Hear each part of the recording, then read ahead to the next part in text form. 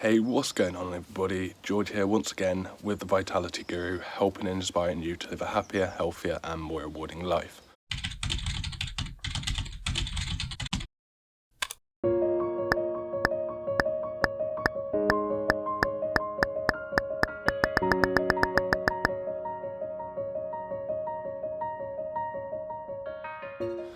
So in the last video I did, I brought up how quite a few people are probably going to be experiencing a worsening of mental health right now. They're going to be forced to face a lot of the things they've been running from, and they're out of options as to suppressing or repressing their emotions. Once this started all happening, once all the new policies and rules and all that came into place with lockdown and all of that, it became quite apparent that whether you get this whole virus or not, a lot of people are going to be getting quite ill. A lot of people are going to face illnesses and symptoms of colds, cough, flu, headaches, fever, tiredness, all these things. Because one thing I've kind of speak about quite often, and I'm going to bring it back up in this video, is that you have an immune system, of course, and that immune system is to stop you getting ill and to fighting off any infection or anything that goes on within the body.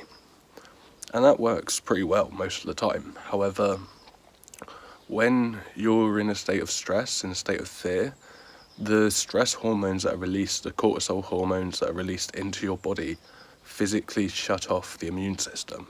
And so if you're stressed, if you're anxious, at that moment in time, your immune system can't work. Your immune system doesn't work whilst you're in fight or flight. And that comes down to a really simple thing, really, because when you're in a state of stress, when you're in a state of fear, you're in a state of survival, and the body's not worried about what's going on within the body because there's an outside threat. And so what I mean by that is when your survival instincts are triggered, so for example, let's say hypothetically you found yourself face to face with a hungry tiger, your body wouldn't be worried about trying to stop you from getting a flu or getting a virus or getting an infection, because look at it logically, what's the bigger threat here, the tiger or the possibility of getting a cold? Of course it's a tiger. So if you're in a state of fear, if you're in a state of stress, if you're in a state of anxiousness or worry or panic, your immune system shuts off momentarily. And this is kind of the problem really right now, because don't get me wrong, there is a crisis going on worldwide, there is a worldwide pandemic, and people are getting ill in high numbers and people are dying in high numbers as well. But the amount the news and the media have really overdone it is probably going to cause more problems than the virus is itself. Like, I know right now we're all worried about what's right in front of us and what the media is shoving down our throats, but in the long run, this amount of fear, this amount of panic, this amount of anxiety around the world is going to cause so much. It's going to cause so many problems with people's immune systems. It's going to cause so many people to get ill when they wouldn't have otherwise got ill, which, to be honest, is, if you look at what's going on with the whole coronavirus, COVID-19, a lot of the cases that are being tested positive are suggested. It's people that are showing anything such as just mild symptoms, coughing, fever, shortness of breath, all this stuff. And so a lot of people are going to be getting unwell. A lot of people's immune systems are going to be absolutely trashed right now. A lot of people are really stressed, really in fear of what's going on in the world. And so if you do start getting ill, if you do start getting unwell, know that 99% of the time with what's going on in the world, with the way everything is right now, that's going to be pretty much solely down to the fear shutting off your immune system, to the panic and the stress. Even if you don't think you're as stressed as maybe other people in the world, if you are worried, then your immune system's not going to work right now. And regardless of this whole coronavirus pandemic, there's a whole bunch of different viruses that are always going around. The world has major problems with seasonal flu every year. We've got influenza outbreaks continuously. It's like there are also other things that you're still at risk to. If you look at the stats, I think in the UK now, and the same in America, I think like 1 in 2 people in their lifetime are likely to get cancer. That's a 50% chance. If your immune system's not up to scratch and you're not taking care of yourself, you're susceptible to things like cancer as well. A lot of them start from viruses. And so I just kind of think it's important that we become aware of this, that we realise that although I understand we're getting told to stay home, to save the NHS, to save lives, and of course I want that, and of course I wish everyone the best here.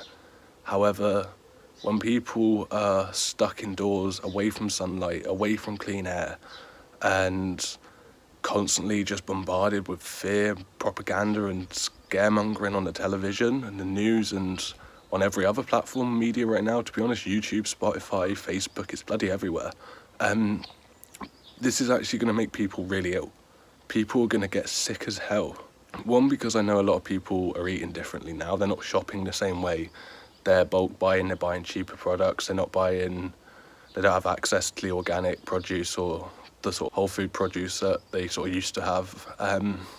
Number two, because people aren't actually getting up, being very active. I know a lot of people started running and cycling, but as a whole, people are really limited. We're spending like 23 hours of our day stuck indoors, and I know a lot of people probably aren't doing a lot. I know there's probably a hell of a lot of people out there watching Netflix all day, or watching TV and movies all day, or playing the new Call of Duty all day. And then thirdly, we're just bombarded with fear and stress and anxiety. And don't get me wrong, I know we need to be concerned right now. We need to be vigilant. There are things going on in the world that are drastic and that are crisis level. But on the other hand, there's going to be a much bigger crisis to face in 6 months' time or in a year's time, when we're all really susceptible to getting seriously ill from colds and flus and getting pneumonia really quickly because we haven't got an immune system anymore. That we're getting skin cancer because we've not had a lot of time in sunlight. That we're nutrient deficient because we haven't had the same quality of an amount of food. That mentally we're depressed and we're anxious and we're paranoid about people and about getting ill and becoming unhealthy and our lives being at risk.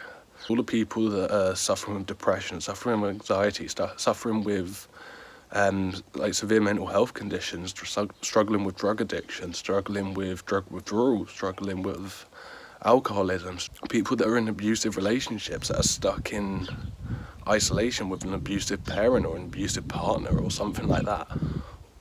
What's going to happen to all these people? Have we just forgotten that there are people in serious situations?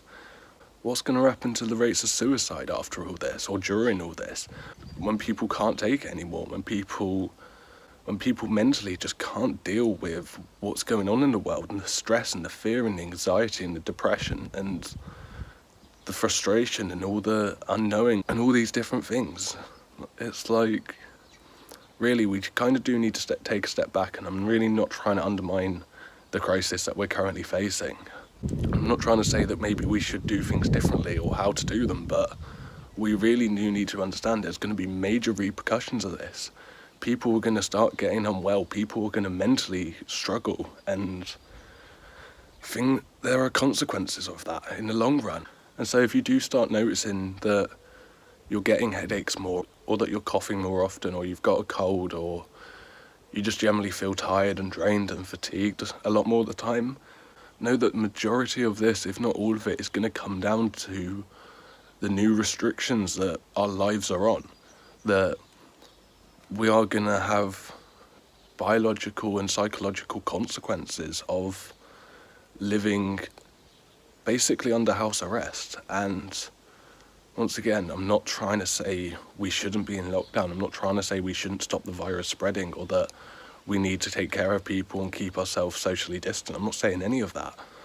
But surely when so many people are going to end up getting sick, getting unwell for quite a long time to come, that people are going to be mentally just traumatized by this, that they're not going to be able to deal with the outside world, or deal with themselves, or deal living to get through this. And the rates of suicide that's going to happen around the world, it's like there's got to be another way to do this, really. And yeah, really the best advice I can give you is to do your best to stay aware of what's going on. Stay present, stay vigilant. Keep yourself aware, but do not consume the news constantly. Don't let the fear consume you. Don't let the anxiety consume you. Stay safe, of course. Don't put yourself at risk. Don't be stupid. Don't get yourself in trouble. Don't start doing things that you know you shouldn't do. But on the other hand, don't sit there cowering inside thinking that the whole world's dangerous, that there's no good left in the world, that the whole world's in darkness, or that the whole world's now dangerous, or all these things that the media want to shove down our throats.